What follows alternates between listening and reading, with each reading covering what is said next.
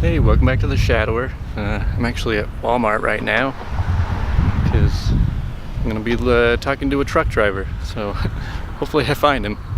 I think that's him. What's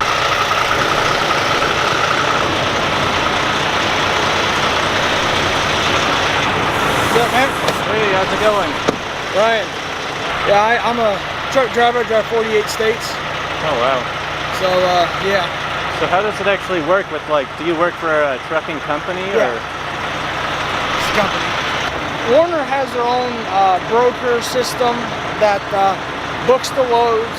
It gets sent to your fleet manager or dispatch, depending on what time of the day. And we get sent over the Qualcomm. When we go for the ride, I'll show you the Qualcomm and stuff.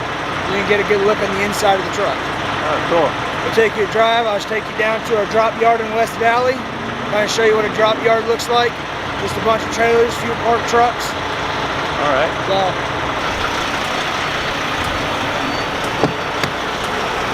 Gotta climb a ladder just to get into this. yeah. So you got a bed back there? Yep, there's a whole bed. I got a TV. It's a little messy because I'm on my 34 right now. At 34 hours is, as truck drivers, we drive 11 hours in a 14-hour period, and we have to take a 10-hour break to let that reset. So, like, since I'm on 34, I have what I call off-duty drive time. This is the Qualcomm.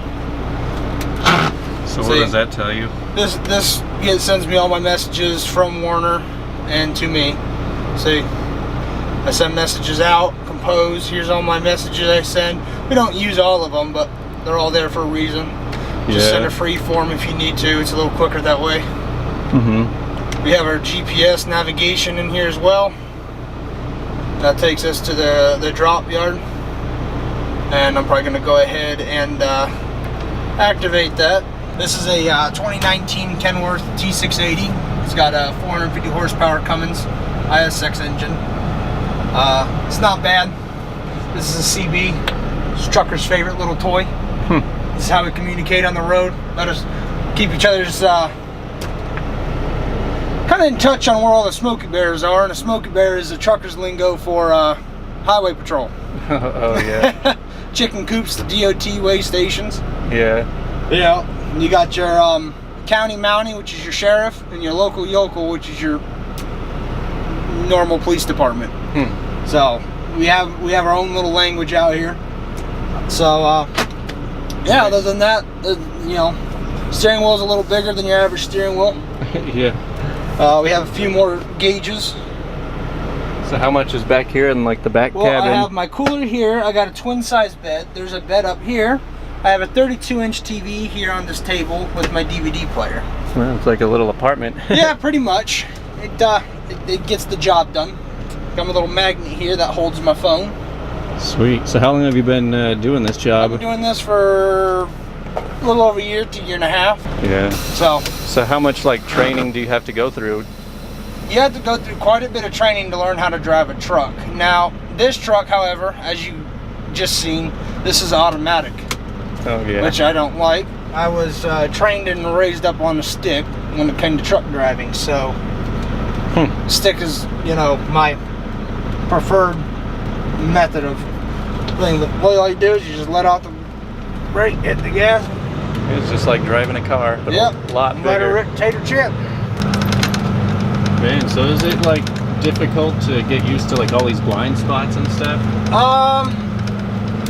The blind spots really aren't that big of a hassle when you are bobtail, but with a trailer, you got 53 feet of trailer behind you, and you have to really watch the blind spot, and you really got to get a good judgment down for distance. My truck, as it sits right now with my stuff in it, and with full tanks, it weighs in at about 9.5 tons. This is a 19,200 pound truck.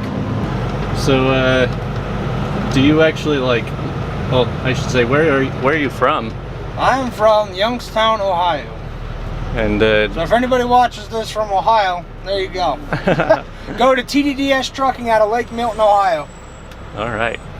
And then so like Is that still your home that you go back to? It seems like Yes. you're always on the road traveling places. I usually stay out for about a month to a month and a half at a time before I go home.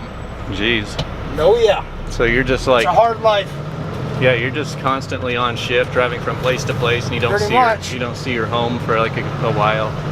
Usually, when I am going to start my day, I would have to do a 15-minute pre-trip.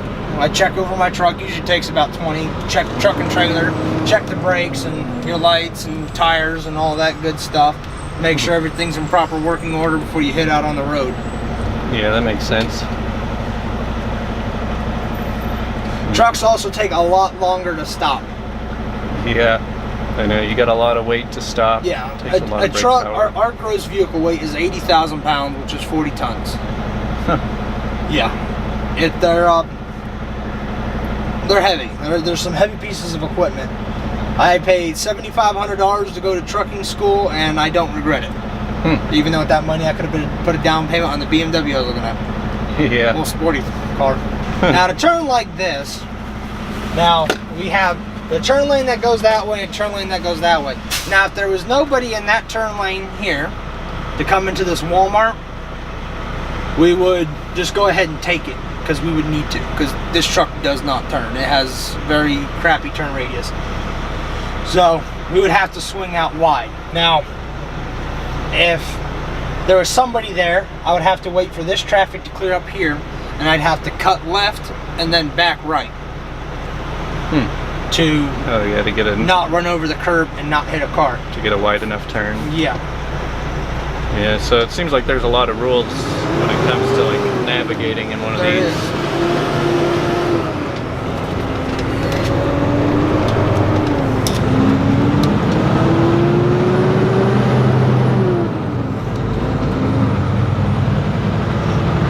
As you can also tell, trucks are a lot wider. Oh, yeah. So when it comes to driving down normal roads and not just like interstate roads, we have to really watch what we're doing because we are so much bigger. Yeah, We take up a lot more room. When you go around curves like that, you want to hug that outside white line because the trailer has what we call off tracking. It'll go off to the side because it's not attached directly behind the truck. You know what I mean? It's not like a box truck or a bus. The trailer's got its own path. Like, I'll show you a turn right here. Okay, we're gonna get in the turn lane. Now, since this one has a little bit of room, what we do is we'd hook this white line here, put a decent amount of room from that curve over there. In a truck, it's just better not to go unless you have a green light because it would take us about 17 seconds to complete this turn. We would go out, continue going out, hold it, and then cut it real hard. And then that trailer would just miss that curve. There's whole different styles of trucks. You'll see trucks going down the interstate that have long, square noses. Now those things, those are a little bit harder to drive because as you can see with my nose, it curves down a little bit. And with a square nose, it just goes straight out. Yeah.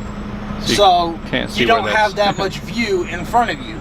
So when you make those turns, you gotta really know where your bumper is. Yeah. But other than that, it's pretty simple. Truck driving takes a lot of common sense. A lot of common sense. I hear sometimes you get like paid by the hour and sometimes by the mile. It depends on the company.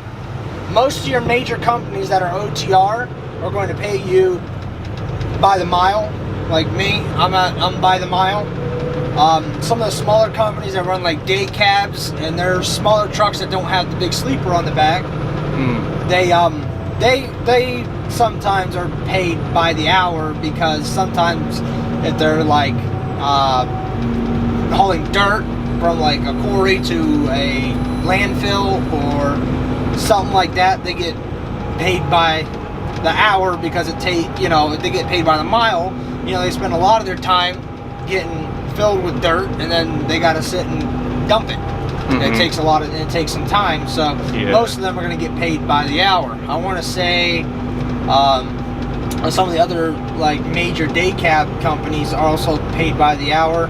I don't know for sure because I really never looked into them, but like maybe a FedEx or UPS, they would be like by the hour. Right.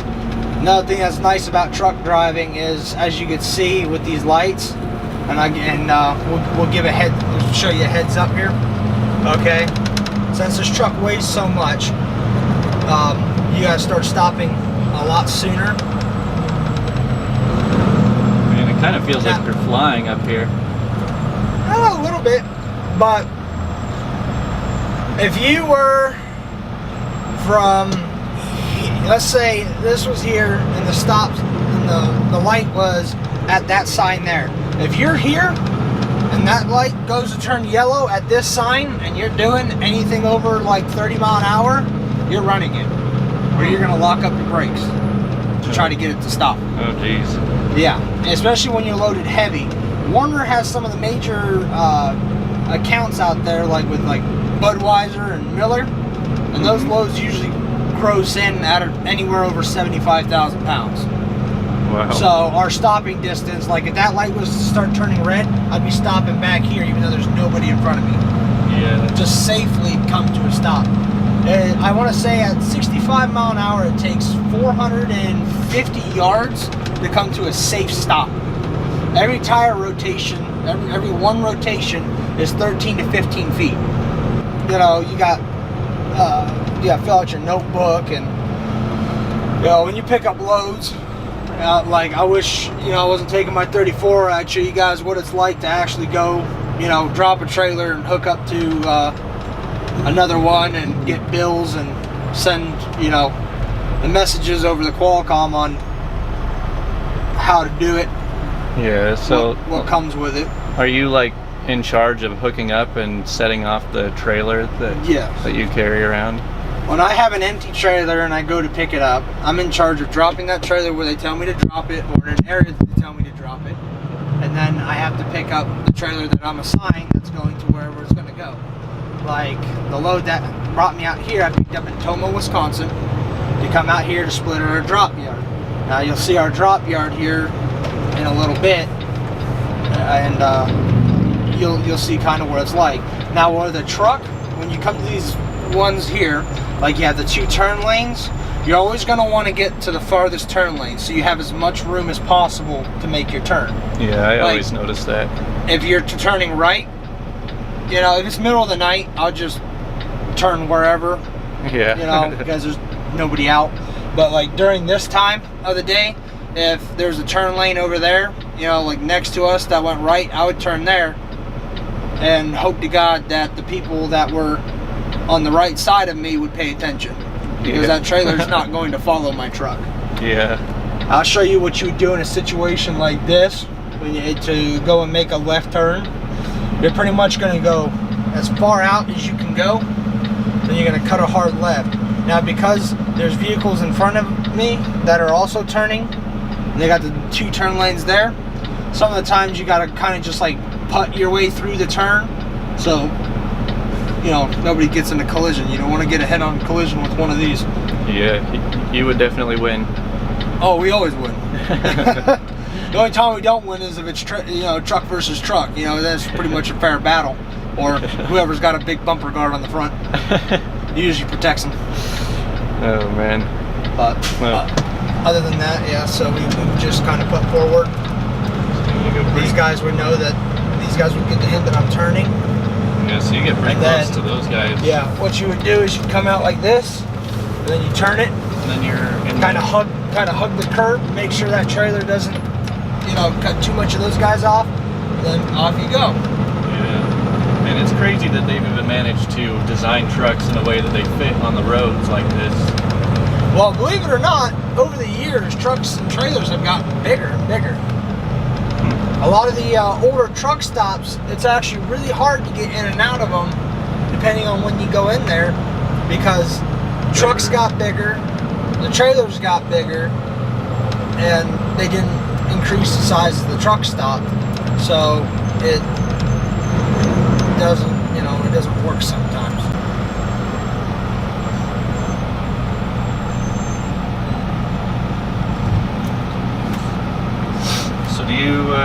kind of stuff do you usually transport or carry around? Usually, what we truckers call freight of all kind.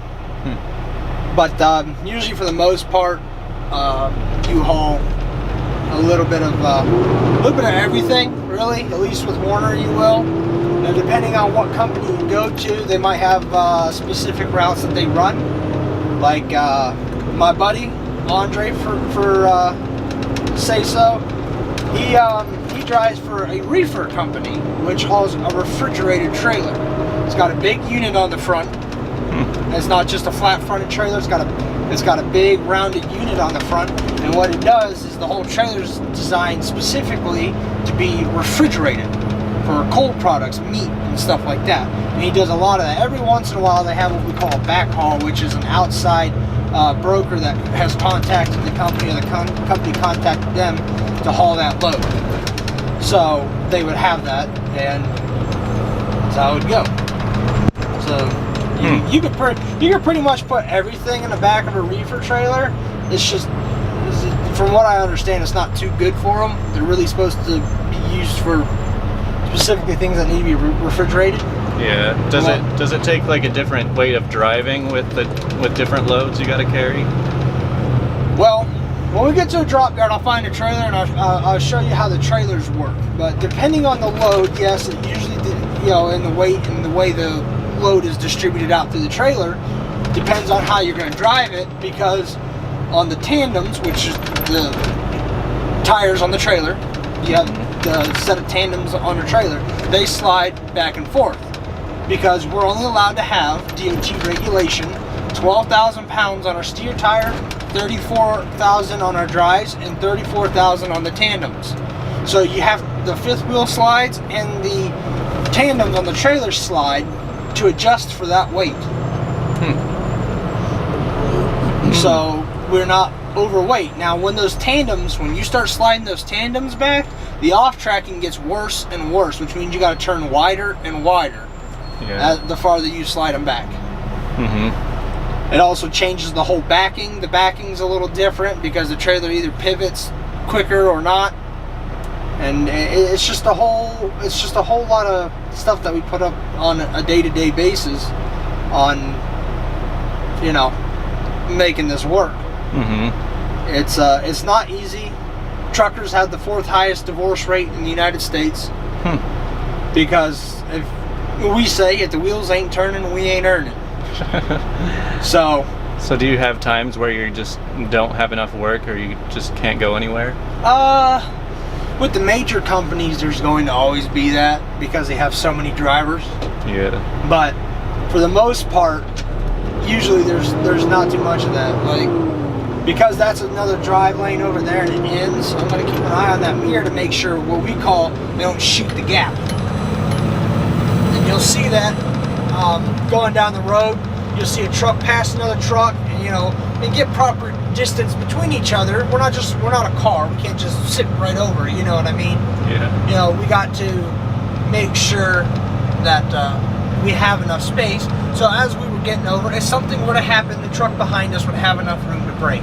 Well, you get these impatient people in their cars that don't want to be patient, and they try to shoot the gap, which means as you got that turn signal on to get over, they shoot out and fly at the right side of your truck as you're trying to get over.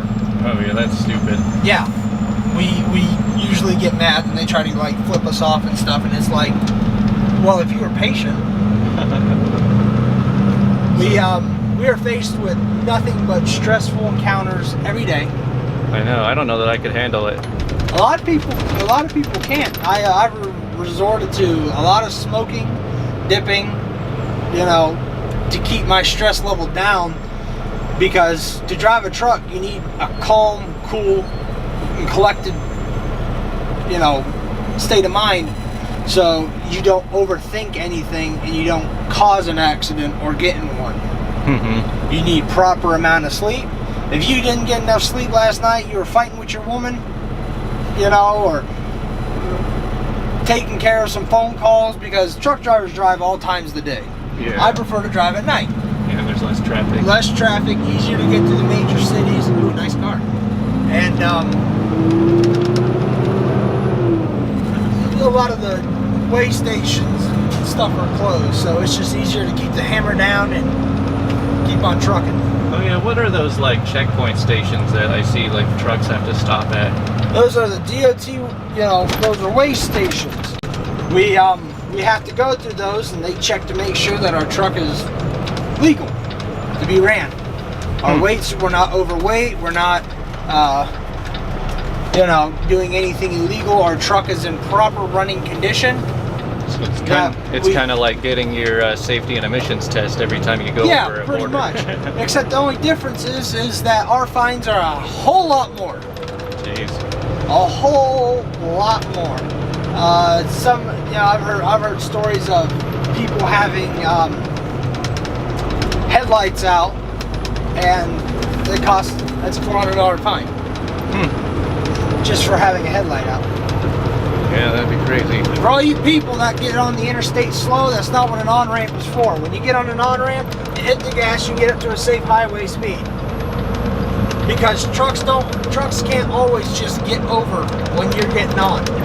You get up to speed, either get in front of them or just get behind them and then go around them afterwards. Don't get all mad and then try to drive down the shoulder. You're just gonna make us mad. Use common sense. I know it's a dying thing lately, but use it. I'm 22. Yeah, you spend more time on the road than most people, so. Yeah, it was my dream since I was 7. I played on a little league baseball team for our local grocery store back home in Ohio, and we had a Dairy Queen at the corner, and it was a major truck route because we had a couple steel mills in town. So it was a major truck route, and the first time I ever heard an air horn, that was it. Which is this lovely little black cord here, which I'll let you get a listen to when we get to the yard. I don't want to rip it here and scare the crap out of somebody. Yeah, I don't want to bother everyone. Yeah. When you're driving a truck and you're going through a city, they usually say, trucks use right 2 lanes, or stay out of the left 2 lanes. Yeah. But to be quite honest, that's really stupid. It should be trucks use the middle 2 lanes in this situation, because when traffic's getting on and off, on and off, on and off, that makes us keep having to move. Yeah, slow down, speed up, slow down, speed up, and now we're losing money. We're not getting loads there on time. Truck driving is a fundamental part of this country. We don't get the respect that we deserve, and it's sad. I know there's a lot of truck drivers out there that has ruined, the standard of truck driving, and people just think we're just a bunch of fat slobs that do nothing but think about sex and all that stuff. But it's not true. We're out here making a living just like everybody else does, like a doctor or a nurse or a pediatrician, or even the people that make your subs at Subway. Yeah. We're just making a living. That's all we're doing. That's what we're out here for. So what type of person would you suggest should go for a job like this? Somebody that wants to see the United States. Yeah, that'd be fun. And get paid for it. How do you usually find your way around? Like when you go to a GPS. When you go into a new city and you've got to drop it off at a certain place. I mean, yeah, I guess the GPS would help. When we get assigned our load, we are usually told, it updates our GPS system, and we have our pickup, our fuel stops, and our drop. And it'll route all of that. You can also get a trucker GPS. Does the same thing. You just put in the address, and it routes you truck routes, verifiable truck routes, because you don't want to get stuck in a housing development in one of these. Oh yeah. Promise you. Yeah. Been there, done that, because that thing went out on me. Oh yeah, you get stuck on a tiny road where you just don't fit. Oh yeah. That would be scary. It happens. But instead of wigging out and stop the truck, go off duty, take a deep breath, don't freak out, collect yourself, Find out how you're going to get out. Bring up a map. Bring up your phone map, because you can zoom in a lot easier on it. You actually see a satellite view, which means you can see the actual road themselves and have an idea of what you're looking at. You know, this doesn't have a satellite view. It's just, you know, a normal view. So that's the best way to go about it. Because what we're doing right now, this is called bobtail. It's just a truck. We're going bobtail. When you're going somewhere with an empty trailer, that's called deadhead. Because with the front of the trailer is called the bulkhead. There's nothing in it, so it's a deadhead. Why would you ever need to carry an empty trailer? Sometimes we have what we call a relocation load. We just grab an empty trailer and they relocate you to where a load's going to be. If you're in an area with no loads, it's usually what happens. You also deadhead to go pick up your load. You grab an empty trailer, because most of the time you need an empty trailer to pick up your load. You know, sometimes if you can't get an empty trailer, the company will contact them and say, look, we can't get an empty trailer for the driver. Is it alright if he just bobtails in? They'll say yes or no. It usually depends on how many empties they already have. If they have plenty, then they usually don't mind. But we need to get over, so we need to pass the old Ford here. As you can see, these trucks are retrofitted with a lot of mirrors. We have 2 on the hood to watch our blind spots next to the truck. And then we have the 2 on each side to watch our other blind spots next to the trailer. And then to watch down the trailer, and those are usually the ones we use when we're backing. So I've also noticed there's some trailers that are like 3 trailers linked. Those are double and triples. Yeah, You have to have a special endorsement to haul those trailers, and you have to have special training, because they'll drive and ride different than your standard 53-foot box trailer. Yeah, there's probably very few roads are even allowed to take those too. Go to New York on the toll roads, we have what we call turnpike doubles. Your standard 53-foot tractor trailer, they would haul 2 of them. They would haul 2 53-foot trailers behind their truck. Now, as you can see here, you can kind of feel how the truck is tilting a little bit. Now, see how the sign says exit 40 mile an hour? Yeah. Well, you're probably going to want to take that at like 35 or 30, because we have what we call rollovers. Oh, yeah. As you're going around the corner, since we're such a high-profile vehicle, don't mind that. That's just sensor bull crap. As you're going around a corner, that load can shift. And if it shifts to one side, it will cause you to flip over. It's not really an accident that you want on your record either. Yeah, that'd be pretty bad. What about the people that end up in a windstorm and the wind blows the truck over? They're going to get scolding from their company, because they should have known if it was safe or not to drive in that condition. As a professional driver, we have to make judgment. You know, people will say, oh, you know, we're just pawns to the major company. No. If you wake up in the morning, you got 15,000 pounds in the box, you're going through Wyoming, and you wake up and it says it's 50 mile an hour winds, you better say, F you, I'm staying home. I'm going back to bed, because you're going to roll over. You're going to get in an accident. You can get injured.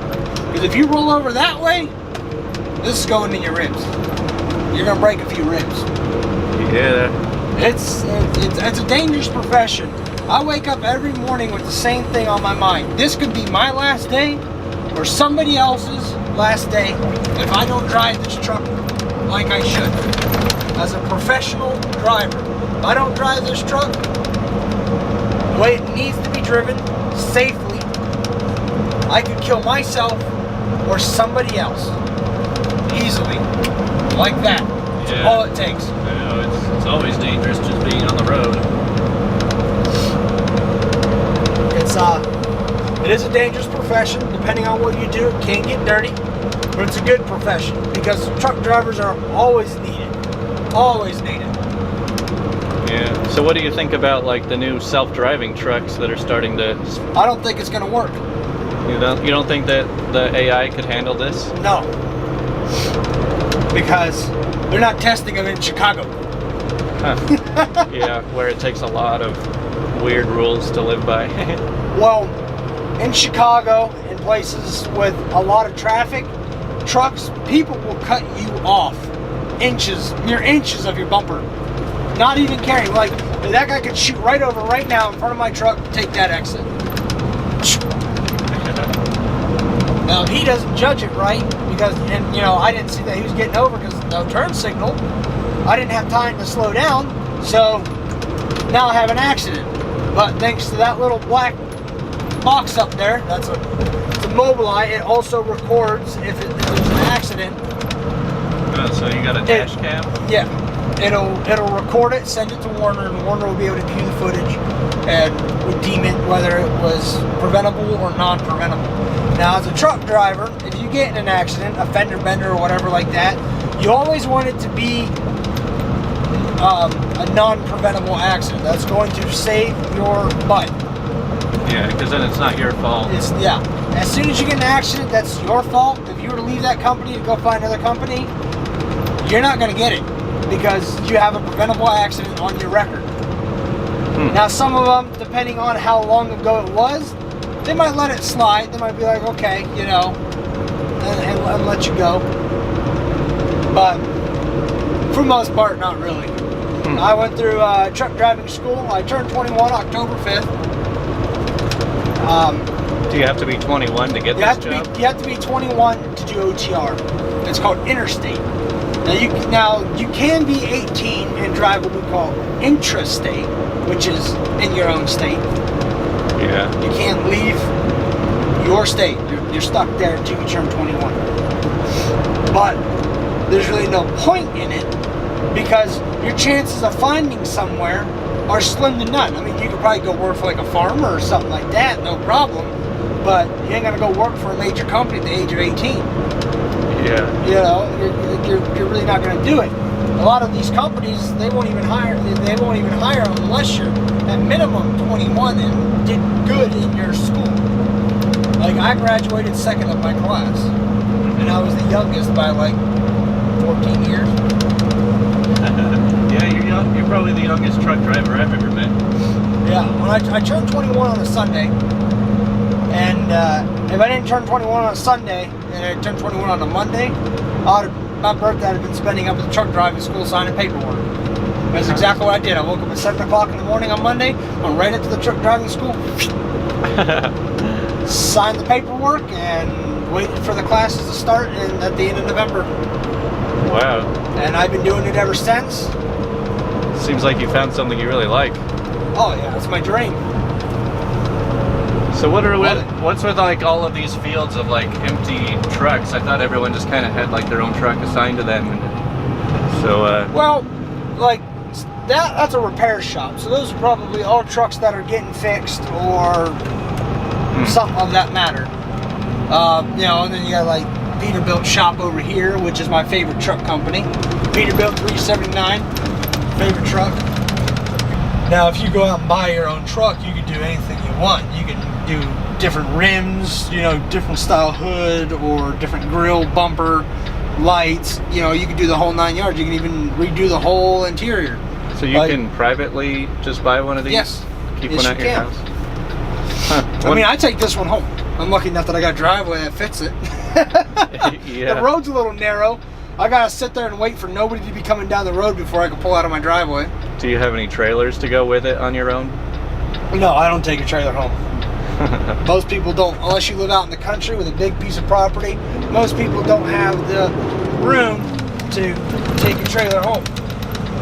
Do you ever get pulled over while driving one of these? I mean, I very rarely see it, but sometimes I'll see a big semi pulled over, and I always think that looks strange. 9 to 10 times it's either because they did something wrong, reckless driving of sort, or they were speeding, or the officer noted something that was out of DOT regulation on the truck and they pulled them over. But other than that, trucks don't just get pulled over for whatever. You can't really pull a truck over for suspicious driving because, you know, you really can't see what's going on inside. This is our drop yard here in West Valley. This is usually what the drop yards are for, is loads that have extra time and that the driver's gonna, you know, sit for a couple days or whatever before it needs to be delivered. They'll have them what we call split them. They'll split them off here and wait for another driver to come along to drop it. You know, drop another trailer or bobtail over and pick up one and finish the delivery. Like, we'll see if my trailer's still here or not. I'm sure it's not. We'll take a look. Here's some of Warner's other trucks. We have some of the, these are 3 Freightliner Cascadias. We have a white T680 in front of us. That's Warner's old paint job going on there. This is a drop yard. Okay, so this is where you come and pick up, drop off, whatever you're carrying. Yeah. And then if you see the trailer tires there on these trailers, the extra room that's in the back there, it can slide all the way from that point all the way to the back to the bumper and back to adjust for your weight. Oh, nice. I didn't even know that. Oh yeah, it's an interesting. It's interesting how they made this all work to not be too inconvenient to the driver. My trailer is gone because I parked it right here, so that means that trailer's on its way to Cali, because that was a load that was going to California. So you just kind of trade it off and then somebody else takes the rest of the way? Yeah, because I needed to take a 34-hour, because you work 70 hours a week. Once that's down, you need to take a 34-hour restart to get your clock back. Now this truck here, as you can see, it's a little bit different than our normal truck. It doesn't have the big Warner logo on the door, because this is one of our owner-operators. That was the way the design is on the side, that's a million-miler design. Warner's got a driver in their fleet that has 5 million miles under his belt. 5 million safe miles. That means he's driven 5 million miles and never gotten in an accident. Wow. Yeah. That would get uncomfortable. It takes you about 5 years to get 1 million miles. Jeez. How many miles have you driven since you started? I'm probably at about 250,000 in about a year and a half. That kind of spur up a little bit more was I did team owner operator through Warner, and our truck was ungoverned, so we can run faster, so I was able to cover more ground. I mean, right now in this truck, governed at 68 mile an hour, I can usually cover about 650 miles a day. And most people would be like, that's crazy, 650 miles a day. So do you ever, like, does it get uncomfortable just sitting here for so long? Yeah, you know, you eventually get a nice little, you know, pain in your lower back, and or your butt just starts hurting. Oh yeah. But usually I stop a few times a day, stretch the legs and walk around the rest there. The truck stop a couple times. Yeah. Kind of, you know, get some feeling back. But so when you're if your whole goal is just to drive somewhere, like, are you usually like in a hurry to get there, or do you just like take your time, take breaks, you know, make it more comfortable? When you start to get in a hurry, that's when you're going to get in an accident. You always want to take your time, do the speed limit, and, you know, not risk your license. So what other kind of things could you be able to drive with the license that you have now?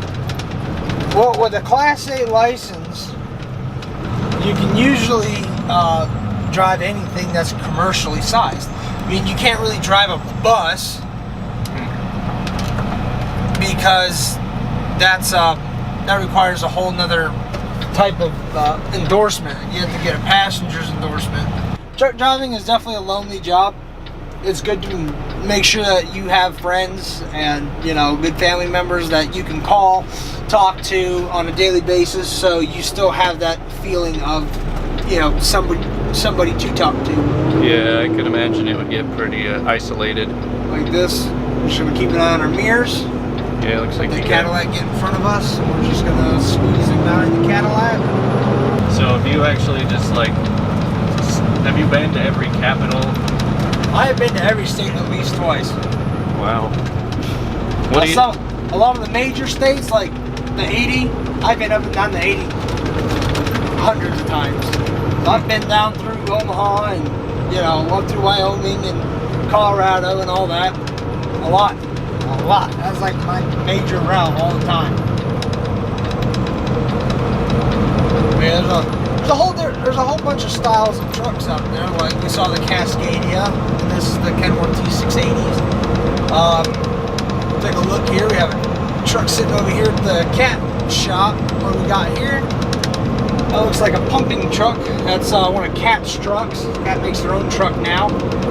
Ever since California passed all those emissions crap, kind of put that DEF system on the side of the truck, made these trucks just garbage, just complete garbage. Yeah. So what kind of mileage do you get on these? Well, bobtail, as we can see here, I'm getting 9.2 miles to the gallon, and it's not going to get much better than that. Yeah. When I haul a trailer, it's usually about 7. And that's all diesel. Yes. So how big is your tank?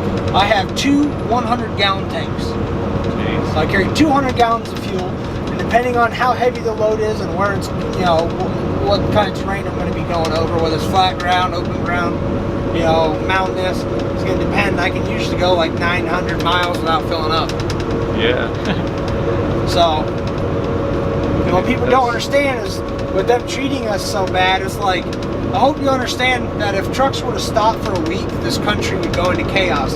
There'd be fuel shortages, fuel, food, not everything, clothes. Yeah, everything that has to get transported around. Electric would eventually quit out because, you know, coals ain't getting delivered no more. Yeah. And then people are like, well, we still got the trains. Well, who do you think delivers the diesel for the trains? We do. Yeah. We deliver everything. Yeah, I went to Walmart one day, and I walked in there. I was wearing one of my truck shirts, and he said, "You a truck driver?" And I said, "Yeah." I said, "Yeah." He said, "We want to thank you." I said, "What do you mean?" He said, "Well, if it wasn't for you guys, we wouldn't have our bullets." It's true. Yeah, you wouldn't have anything. Nobody would have anything. Yeah, you sleep good at night because you know the military's out there fighting for our freedom. But here's the way I look at it. If you have food, think a farmer. If you have food on your table, think a trucker. Yeah, that's cool. My buddy Andre, he's a motorcycle. He loves his motorcycle. When he goes home, that's like all he does. He has this great saying that I love. One day I'll have a motorcycle and I'll be saying it too. He goes, 2 wheels move the soul, 4 wheels move the body, but 18 wheels move the world. Yeah, that's pretty interesting. Oh yeah. So what do you usually do when you're just staying in some foreign town for a couple days? Well, if I have the extra money laying around, I usually look for like the closest movie theater. I'll go watch a new movie that came out, or you know, I'll go to Walmart and just buy some new movies that I don't have or want to see. Or Yeah, so you got your TV in the back. Yeah. Do you go out and like socialize and meet people wherever you go? When we go to a terminal, which I wish I had a terminal here because I'd love to show you it. Terminals are where our drivers go to, you know, have work done on the trucks or the trailers or whatever. The terminals is where the company resides. You know, that's where the trucks are. That's where you pick up trucks. You know, when you go to the company, go through the training process or whatever it may be. It's that's just kind of how it is. You got to go through a terminal. Like my home terminal is Springfield, Ohio. You want a KW, that's where you go. Which I'd recommend anybody to get the KW. So, but yeah, we got the Flying J up here. Drive around the parking lot, kind of see what the truck situations look like. But you know, people think we're all bad, and we're not all bad. Because this guy sitting here, I want to say that's the guy I gave a couple smokes to when I dropped this load off yesterday. And if I wouldn't have ran out of lunch meat. I was going to make them a couple sandwiches too. We're not all bad. You're finding the news about some of these drivers that have involved themselves in like human trafficking or transporting drugs, and then people just immediately assume that we're all bad. Yeah. We're not. We're not. 9 out of 10 of us, we're hard-working family men that are just trying to make a living, to put food on the table and keep the electric on at home for you know, the kids and wife. Yeah. You know, I don't have kids or a wife. I just, it's just me. Yeah, it sounds kind of like the same situation with like cops, because people hear news stories about a cop that did something bad. And then Yeah, you have ones that let the power get to their head. Right here we have our fuel stations. We have pumps on each side. We can our diesel is pumped a lot faster than the average car because our tanks are so big. Usually takes on average about, you know, 7 to 10 minutes to fill up. Right here, this is a I'd probably say it's a 2018 Peterbilt 389, which is the same model as a 379, which is the model that I like, which I'm sure we'll find one here because there's always a 379 here. Right there's actually one right there, this orange one with the super sleeper on the back of it. We got Cascadia Columbia, that's a P379 with a 120-inch custom sleeper. Volvos, more Freightliners. We got some international KWs, another international. You know, the KWs definitely made their dominant stand out here on the roads. It's a very nice truck, very comfortable truck, very driver-friendly truck. There's an older KW over there. It's I want to say that's the T600 or T800, one of the two. Practically the same. Here we got a Freightliner Classic, which is one of the best Freightliners was ever made. This blue one here. That's what I'm talking about with the long nose compared to mine. You know, that's a little bit harder to look over. It takes a little bit more to drive those. This is what we call a mid-roof. See how it doesn't have the full sleeper on top? It's just cut off. It's called a mid-roof or a raised roof. You know, but this is full stand-up sleeper.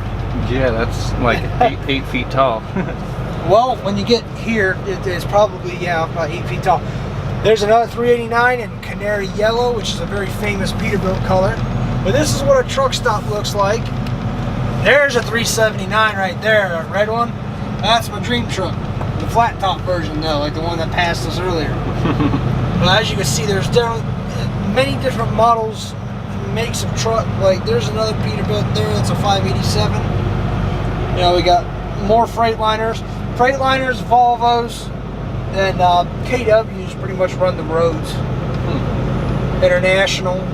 You know, here's 3 Volvos in a row there. You can kind of see the differences between them. Just depends on how the company orders them. You know, there's there's a T700 which looks like mine, but it's completely different. This is a Kenworth T880. There's another Peterbilt. Warner used to have Peterbilts like that. There's another Freightliner Classic there, a Volvo.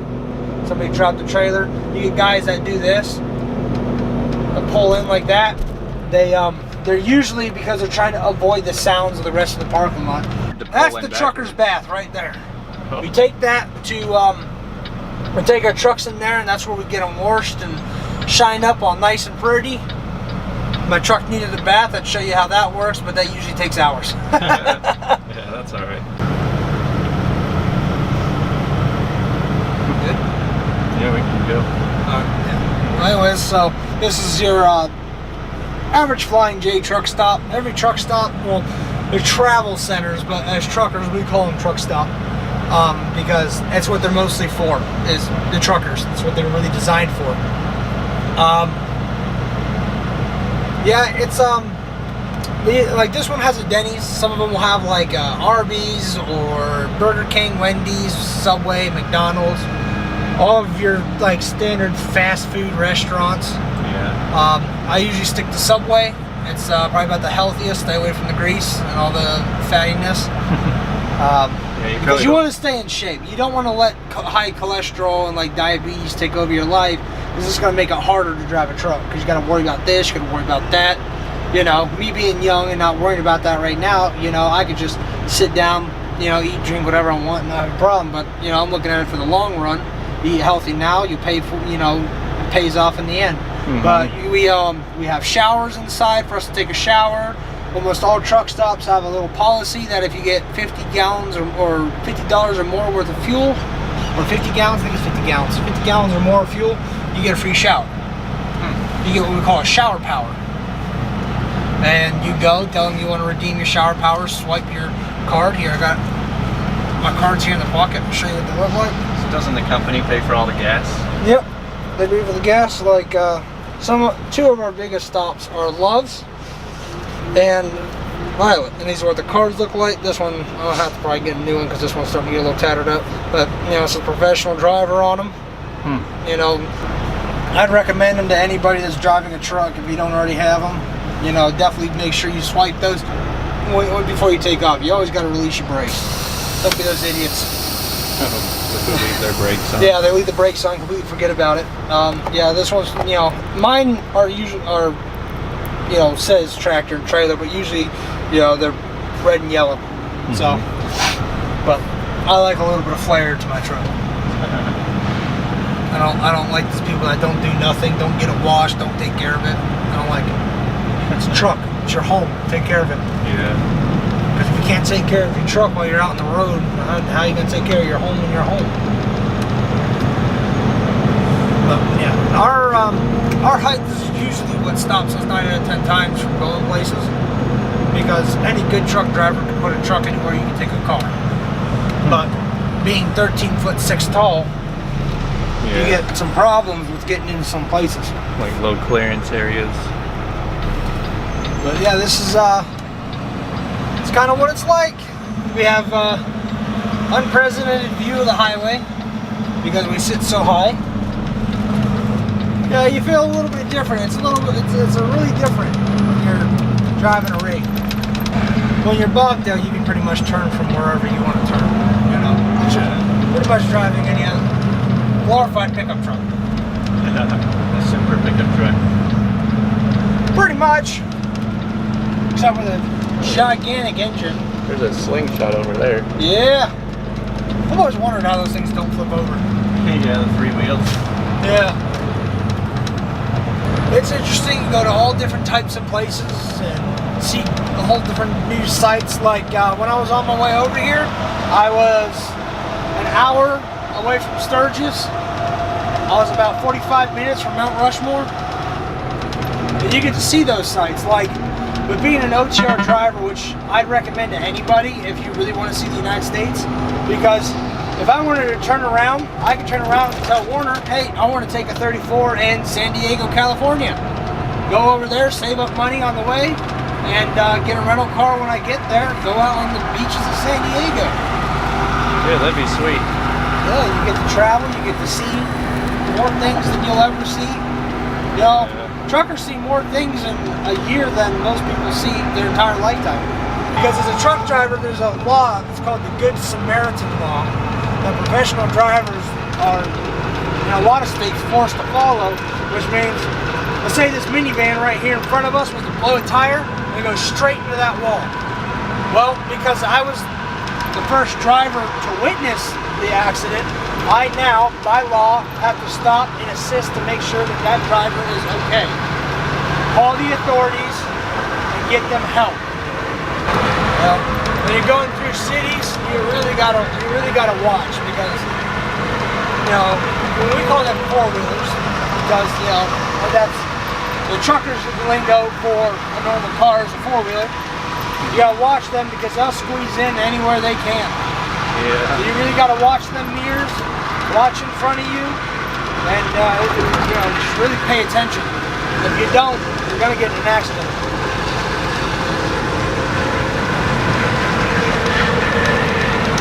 Like we're gonna back off this guy here that got in front of us, try to get a bit of a distance between us, so if something were to happen, I'd have enough time to brake. It's definitely for the person that likes to travel, likes to get out. If you love being home with your family, not really going to be a job for you. I've heard of some people who travel as a couple. Yeah, they like Warner has a rider policy that I could bring on, you know, a family member or, you know, anybody like that. They also have a pet policy where they can bring on, you know, you can have your pet with you. You know, you can do that. But usually, a lot of the times, what happens is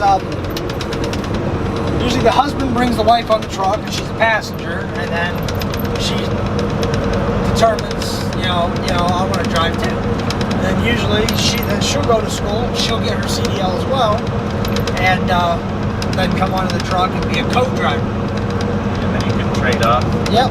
That means that truck will never stop running except for fuel and brakes. That is it. Yeah, that'd be pretty efficient. Yeah, that's usually what most of the big companies prefer, teams, to make more money off of them. Because one driver can drive his shift, deliver that load, and the next driver can get up, start his clock, and pick up the next load, and then go and deliver it. Or if you got a run that's running coast to coast, they're going to want a team. Gets there twice as fast.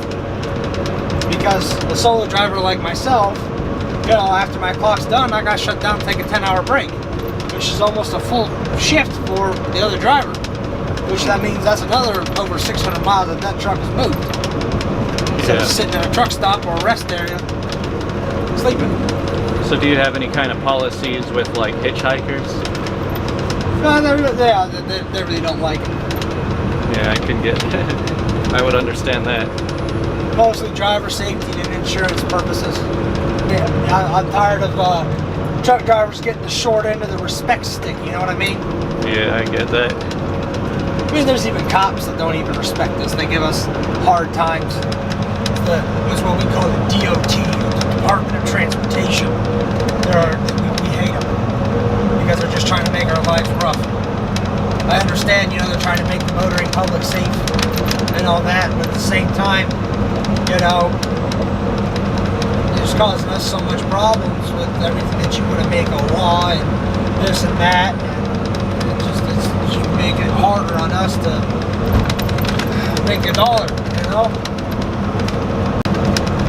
Truck drivers back in the day, my mom used to tell stories about them, how they were very respected.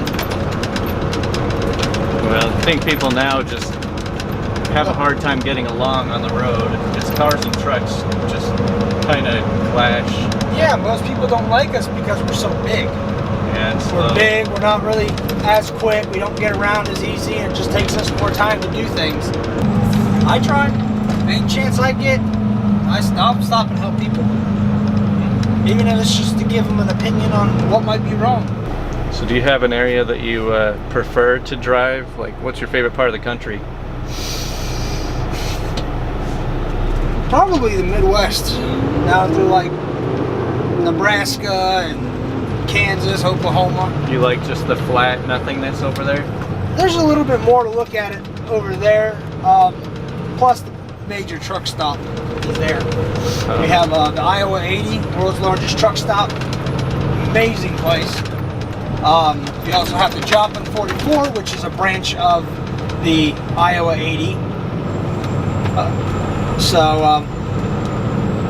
Like this situation here, you know, we would slow down because we won't know if we, you know, if you'll have enough room to get up in here, but we ended up having enough room, so we can continue going. Now, if you had a trailer, that's a different story. You know, you got to be able to judge that distance. Make sure that trailer's not going to be blocking traffic behind you. And there's a lot of nice cars out today. Oh, an Audi R8. Yeah. Nice. I don't usually see this many nice cars.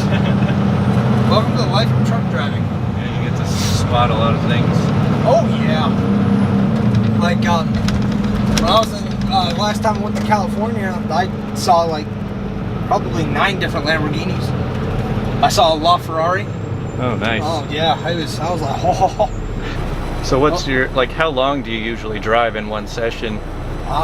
Usually 10.5 hours out of my 11.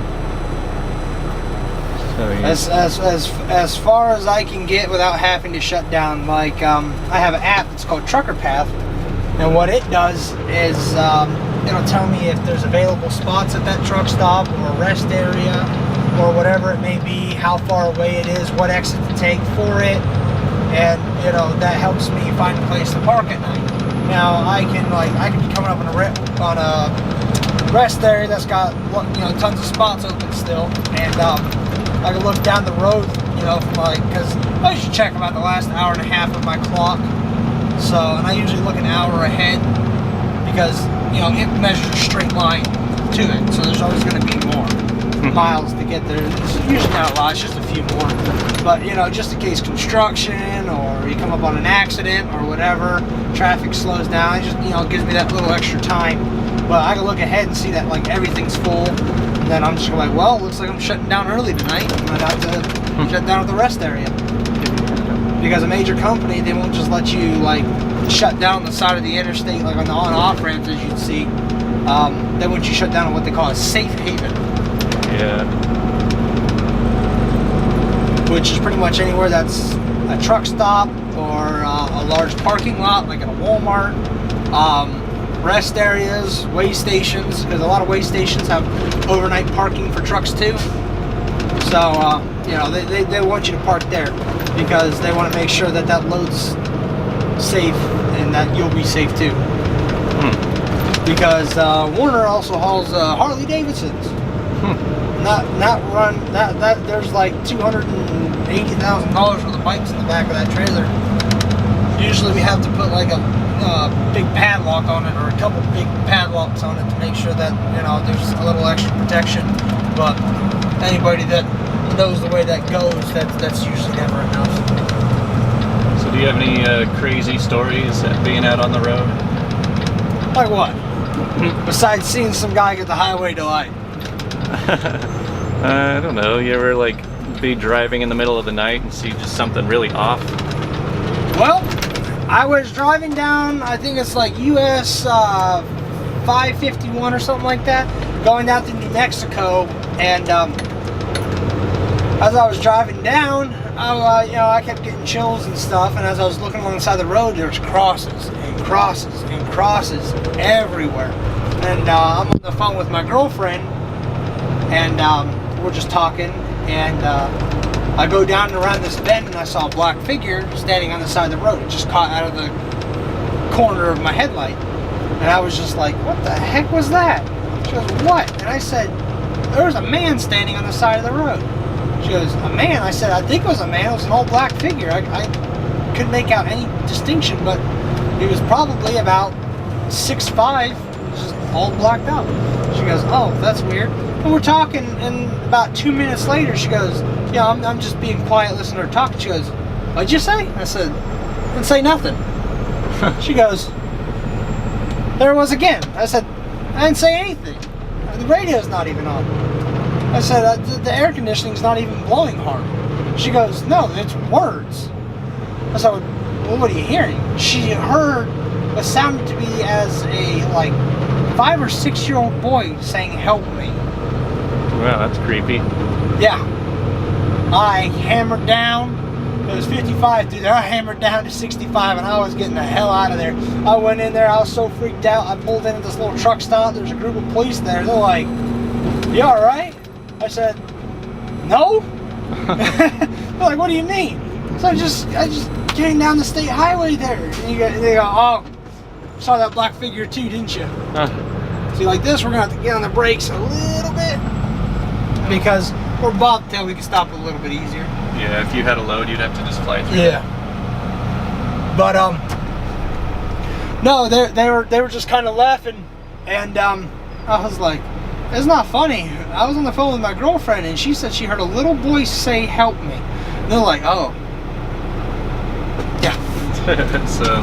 Yeah, they said because of all the encounters that's happened out there, and the police calls out there for something, that they don't go out there unless there's at least 3 officers out there.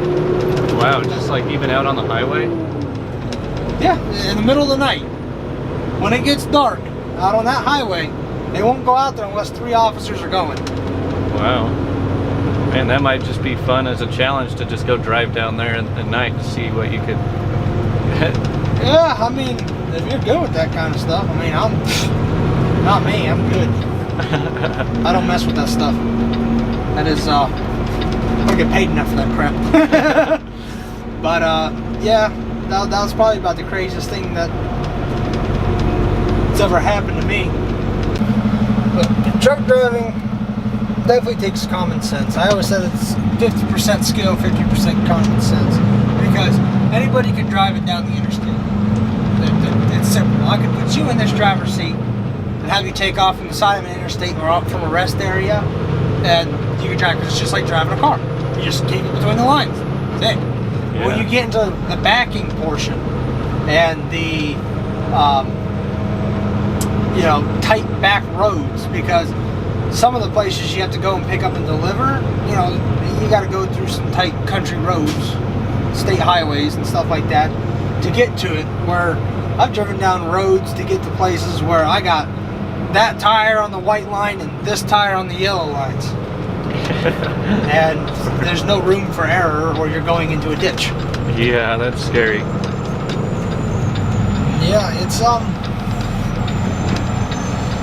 and it's mostly common sense, because common sense would be like, oh, well, I know that trailer's going to off track, so if I'm going to have to come around a sharp bend, I'm going to have to go into oncoming traffic now. You honk your horn a little bit, rip the air horn a few times, flash your high beams a little bit, and go around the corner. And it's definitely an interesting career choice, and there's many different things you can do with it too. Like me, I haul dry van. You can do reefer, you could do flatbed, you could do dumps, grain haulers. There's whole different things that you could do with a Class A CDL. If you have a Class A CDL and you want to go drive dump truck for the city, well, they're going to hire you first, because you have a Class A. You didn't just go get a Class B for a straight truck. Oh yeah. Yeah. So yeah, you're overqualified. Yeah, for you're those. overqualified, and especially if you have OTR experience, they'll hire you even quicker. A lot of day cab positions too.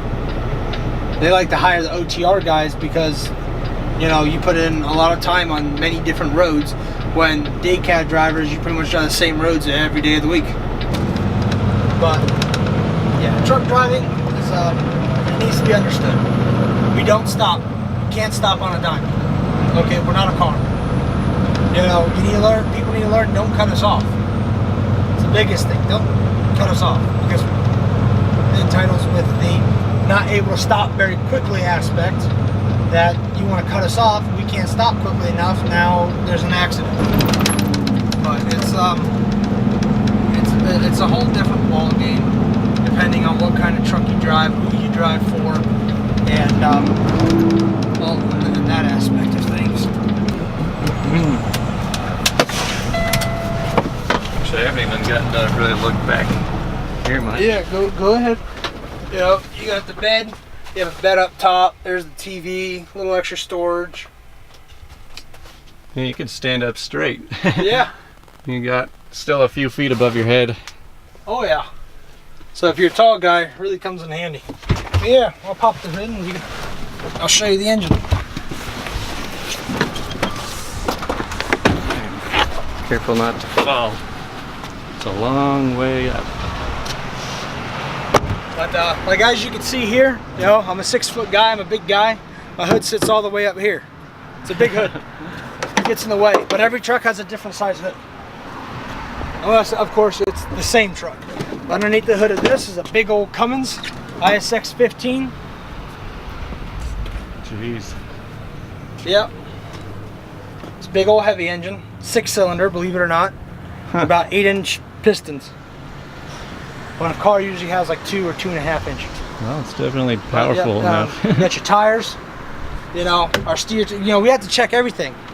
When we wake up, it's work. As soon as you wake up, you're working, because you got to check all this. You got to check to make sure you don't got no bends or cracks or anything that's going on with your rim. You got to check your brakes and stuff. All your lines. You got to check to make sure the tread depth is proper on the tire. Make sure that the air is proper on the tire. You got to make sure all your fluids and everything are good. You check your belt, make sure it doesn't, have, it's too loose. You come over to the other side.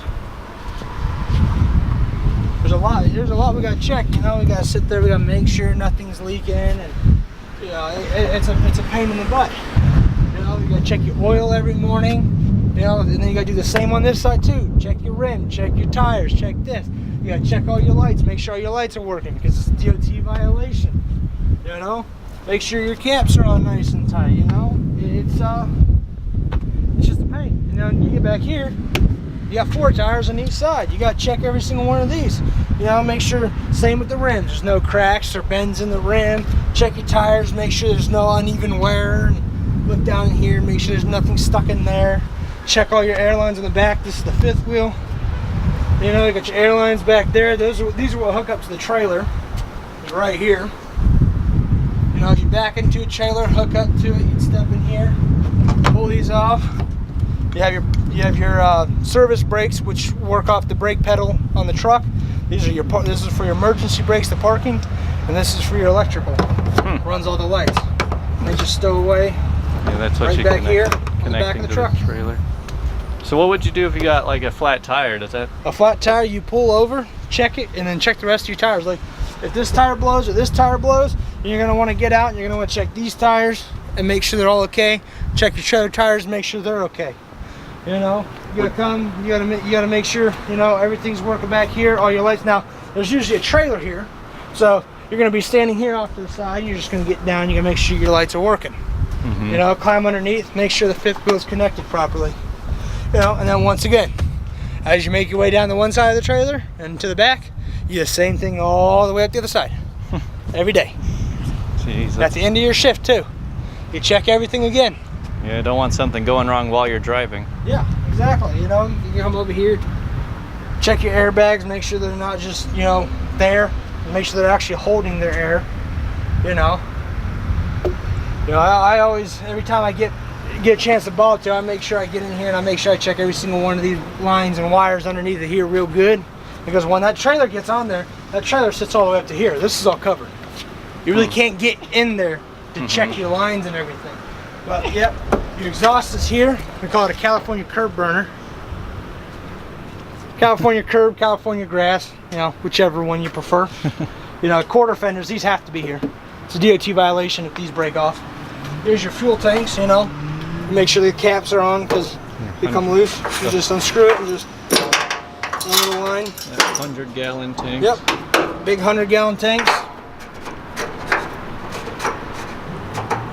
These ones are a pain in the butt to get on. Man, these things are basically mobile homes. Pretty much. You know, you have your utility and storage compartments underneath. Goes all the way through. So, Let's see if we can see much in there. you can see a little bit. Then you have door. That's a door into your cabin. Yeah, it's also a window. Oh, cool. Kind of helps with laundry because you can just sit your laundry bag there and just pop it open and just yank. You're gonna have to deal with pulling it over and climbing over seats. You know, and then with these ones they have a safety lock here on the hood.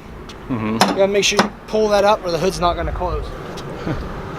So if you're to pull over on the side of the road, it's very windy out, you don't gotta worry about the hood getting slammed down on top of you. But yeah, then you just Man, put it on down. that's crazy. Use your latcher. Make sure it's all nice and secure.